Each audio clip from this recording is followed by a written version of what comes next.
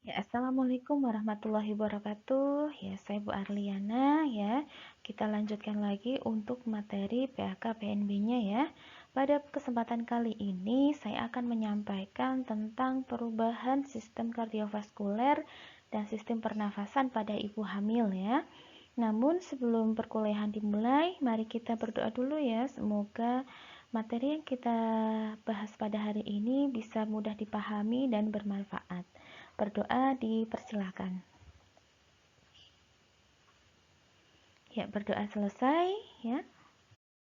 Nah, sistem kardiovaskuler ya itu merupakan organ sirkulasi darah yang terdiri dari jantung, komponen darah, dan pembuluh darah yang berfungsi memberikan dan mengalirkan suplai oksigen dan nutrisi ke seluruh jaringan ya tubuh yang diperlukan dalam metabolisme tubuh ya. Ini pengertian dari sistem kardiovaskuler ya. Sistem peredaran darah pada manusia ya ini yang tidak hamil ya. Peredaran darah dari jantung akan masuk ke pembuluh darah vena menuju serambi kanan ya. Nah, kemudian masuk ke bilik kanan lalu dipompa melalui arteri pulmonalis ke paru-paru.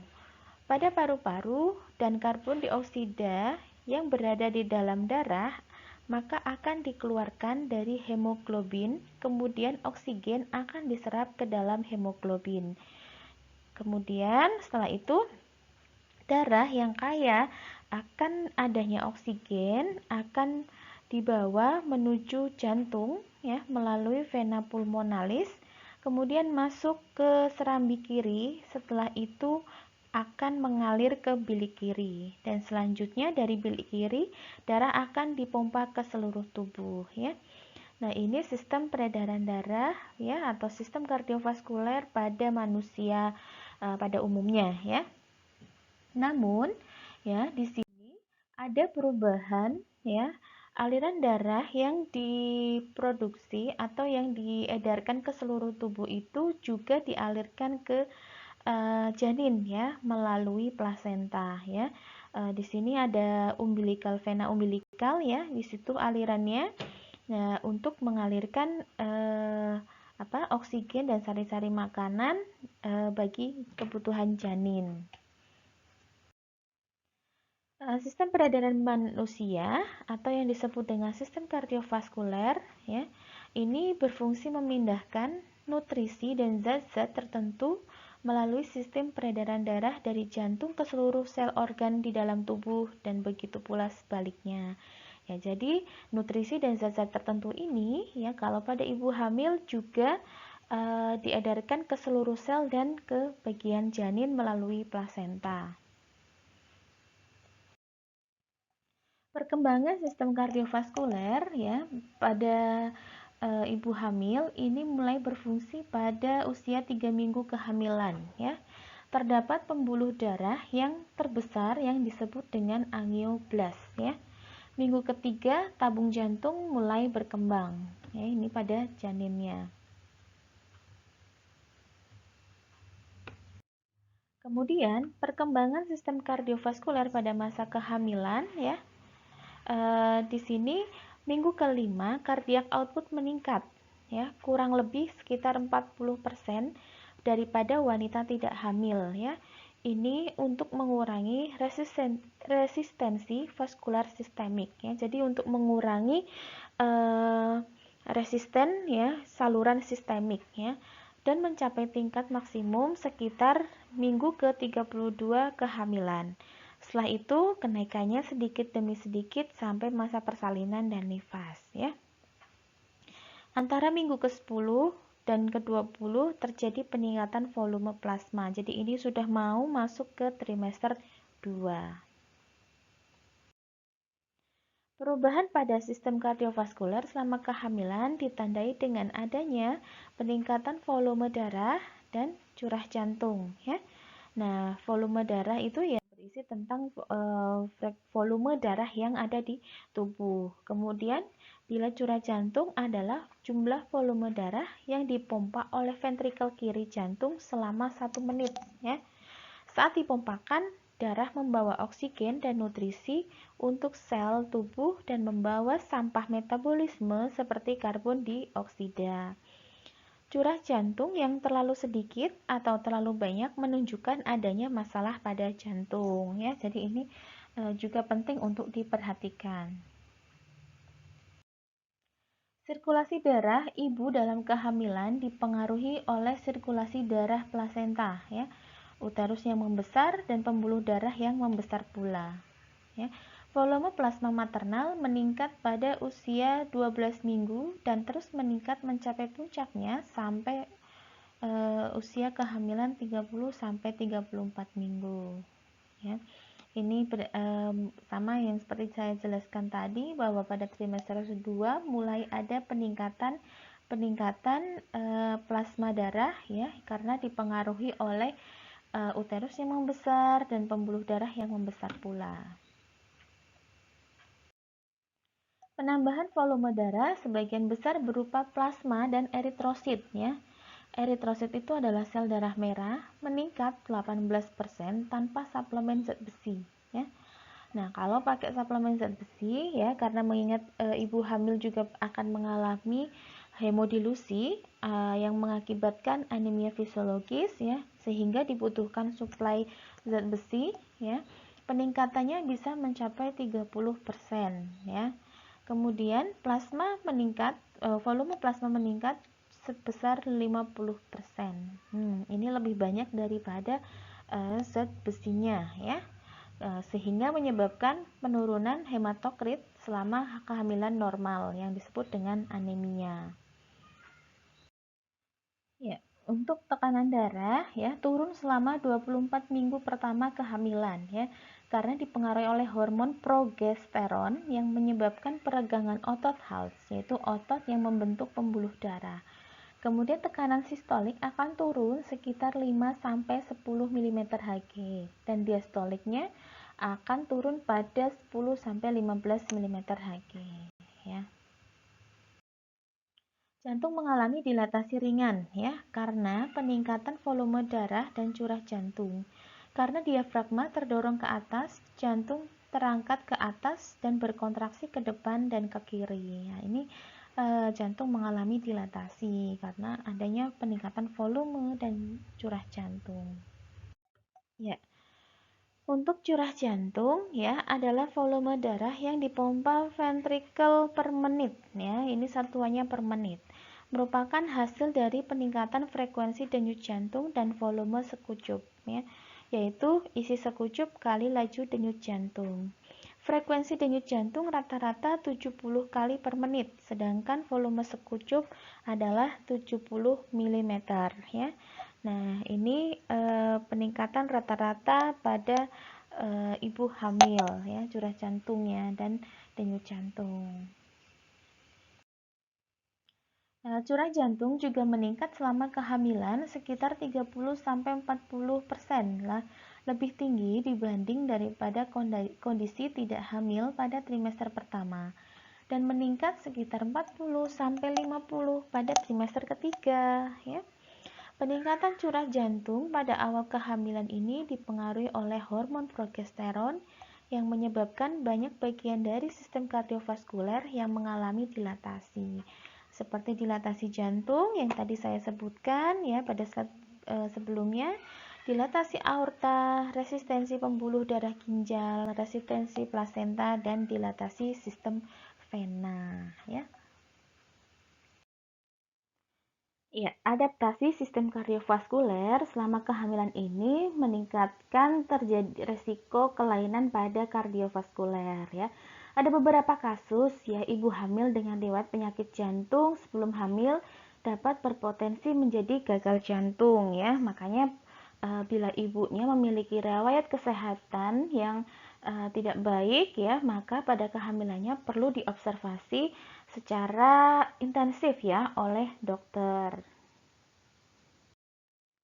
Ya, kehamilan dengan penyakit jantung ya, pada penyakit yang dengan mengalami kelainan jantung ini perlu mendapatkan perhatian khusus ya, karena keperluan janin yang sedang tumbuh akan oksigen dan zat-zat makanan itu bertambah ya.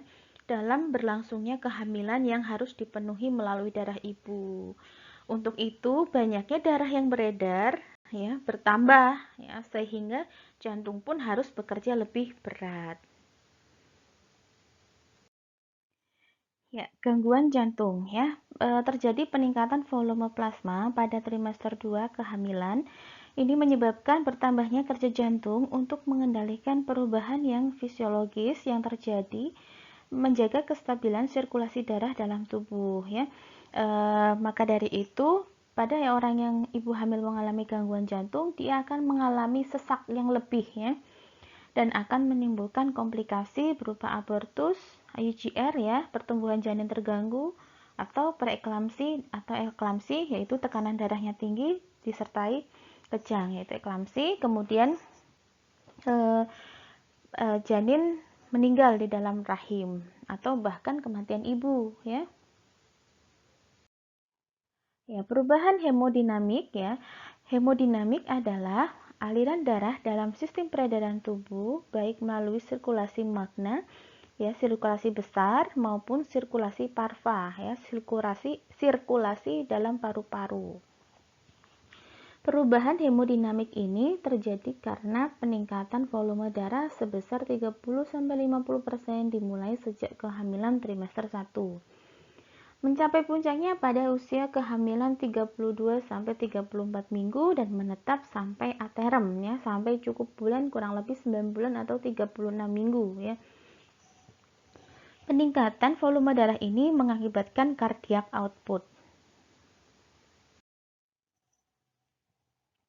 Ya, perubahan hemodinamik dengan latihan ya. Denyut jantung ya tidak ada perubahan sebelumnya. Perubahan saat kehamilan normal yaitu mengalami kenaikan 10 sampai 15 kali per menit ya, nanti akan kembali normal.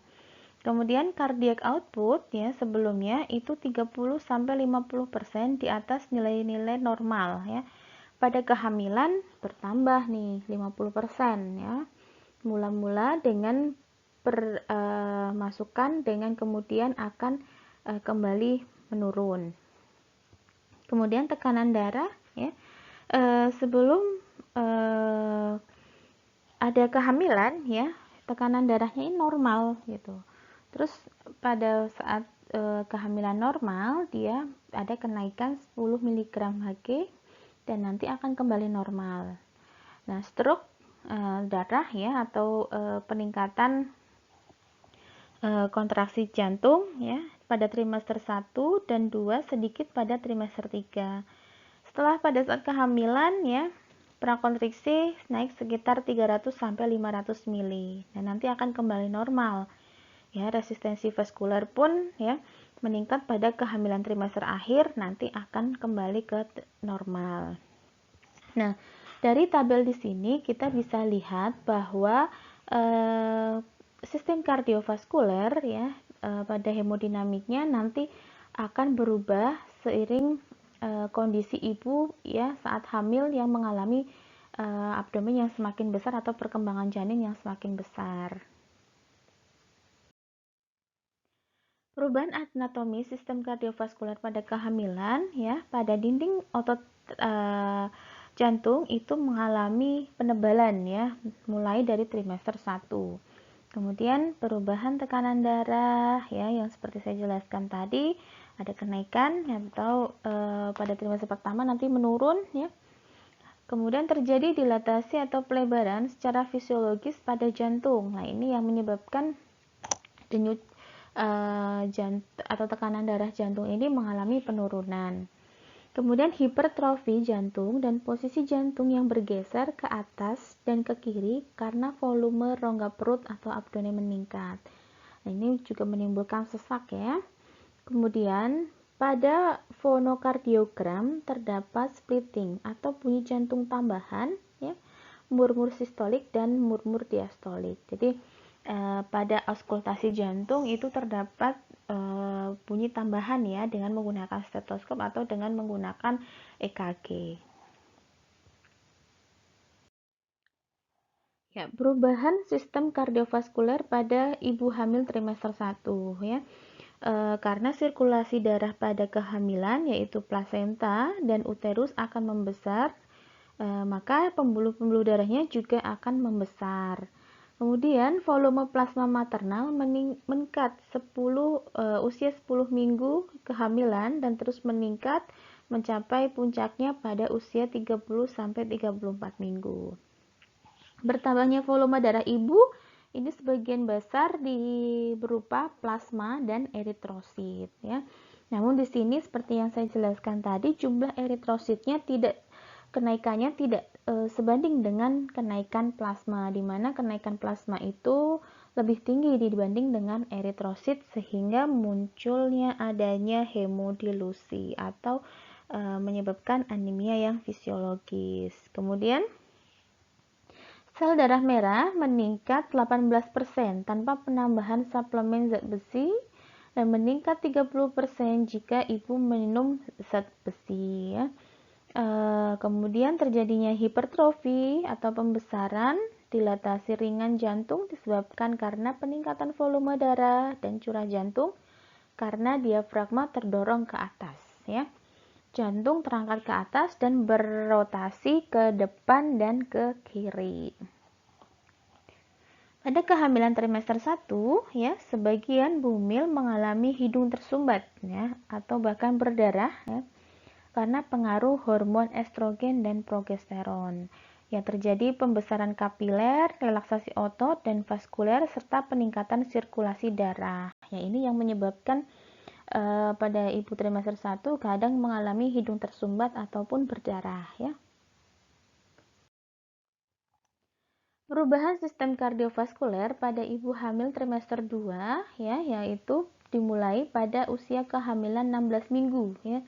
Mulai jelas kelihatan terjadi proses hemodilusi. Meningkatkan penurunan konsentrasi hemoglobin dari 15 gram desiliter menjadi 12,5 gram per desiliter dan pada 6% perempuan bisa mencapai di bawah 11 gram per desiliter. Hemoglobin ini turun berhubungan dengan defisiensi zat besi. Nah, ini yang disebut dengan hemodilusi. Kemudian, perubahan sistem kardiovaskuler pada ibu hamil trimester 3 ya. Terjadi peningkatan jumlah granulosit dan limfosit ya, dengan kode CD8T dan secara bersamaan terjadi penurunan limfosit dan monosit CD4T ya. Terjadi penekanan pada aorta akibat pembesaran uterus akan mengurangi aliran darah uteroplasenta ke ginjal. Nah, jadi di sini pada trimester 3 sudah mulai nih ada penurunan aliran darah ya karena aortanya membesar sehingga nanti masa plasenta juga berkurang ya, sehingga mulai muncul tanda-tanda kontraksi ya, namun mungkin bisa kontraksinya palsu atau masuk ke persalinan. Akibat penurunan sistem kardiovaskuler ya, yang pertama adalah kebutuhan suplai zat besi pada ibu hamil meningkat sekitar 500 mg per hari. Ibu hamil seringkali lebih cepat mengalami kelelahan dalam beraktivitas ya. Kemudian timbul gejala anemia fisiologis ya. Kemudian 10% wanita hamil mengalami hipotensi dan diaporetik bila berada dalam posisi terlentang, yaitu lama-lama sesek dan tekanan darahnya turun ya. Kemudian bengkak pada tungkai bawah, namun hati-hati bila pembengkakan tersebut terjadi di muka ya. Ini harus segera periksa ke dokter. Ya. Pada gambar di sini kita bisa melihat ya, aliran darah dari ibu ya mengalir ke janin melalui plasenta ya. Aliran darahnya terlihat sekali pada yang berwarna merah, ini adalah yang mengandung oksigen ya, darah yang mengandung oksigen yang dari jantung ibu diedarkan ke seluruh tubuh termasuk di janin melalui tali pusat dan plasenta ya. Itu yang terjadi perubahan sistem kardiovaskuler pada ibu hamil ya. Kemudian sistem pernafasan ya. Sistem pernafasan atau sistem respirasi adalah organ yang digunakan untuk pertukaran gas, menghirup oksigen dari udara, serta mengeluarkan karbon dioksida dan uap air. Nah, ini udara yang masuk lewat hidung nanti akan disalurkan melalui tenggorokan ya, masuk ke dalam paru-paru ya, terjadi pertukaran gas di paru-paru ya, dari oksigen dan karbon dioksida di dalam paru-paru. Udara yang masuk ke paru-paru ini juga nanti akan diedarkan ke seluruh tubuh melalui sistem pembuluh darah. Nah, pernapasan ibu hamil terjadi penambahan frekuensi nafas selama kehamilan, terutama trimester 2 ya, hingga akhir kehamilan. Nah, terjadi perubahan yaitu pada lingkar toraks, lingkar rongga dada, diafragma, dan sudut subkosta. Lingkar toraks akan meningkat 6 cm sampai dengan akhir kehamilan ya. Kemudian lingkar rongga dada meningkat 5-7 cm selama kehamilan karena peningkatan diameter antero-posterior dan jarak lintang dada. Kemudian di diafragma akan naik ya 4 cm karena bertambah besarnya dan ukuran kehamilan dan pembesaran uterus. Kemudian sudut subkostal ya, jadi sudut di antara kedua kostal ya, yaitu di atas ulu hati ya. Ulu hati itu sudut subkostalnya berubah 68 derajat sampai 103 derajat. Nah, pada ibu hamil ya, perubahan sistem pernafasan itu meningkat sebesar 45-50% pada trimester kehamilan kedua, dan ini kenaikannya terus meningkat ya. Hal ini dipengaruhi oleh volume tidal sebesar 40-45% ya, yaitu udara yang terinspirasi atau terekspirasi pada sekali pernafasan. Udara yang terinspirasi per menit meningkat ya, itu disebut dengan hiperventilasi. Anda bisa bayangkan kan kalau ibu hamil terlalu banyak bicara atau jalan jarak pendek pun nafasnya langsung terengah-engah gitu ya, itu namanya hiperventilasi.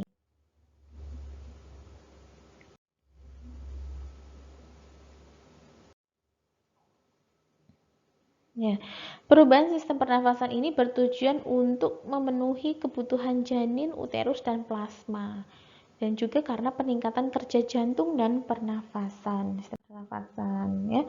Namun perlu diwaspadai bila penambahan frekuensi nafas disertai dengan gejala sesak napas dan memengaruhi kondisi ibu, ya, seperti asma dan gangguan jantung, ya, gitu. Dengan gangguan jantung, karena adanya bertambahnya kerja jantung dapat mengendalikan perubahan yang terjadi, namun kestabilan darah tetap terjaga.